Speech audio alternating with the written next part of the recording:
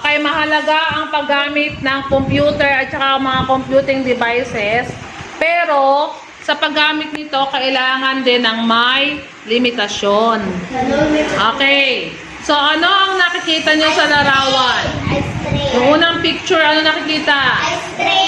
Okay. So, eye strain. Yan ay pananakit ng mata. O kaya napapagod na mata yung una. Ano ang sinasabi ng magulang nyo? Bakit kayo namumula? Nakikita namumula ang mata nyo?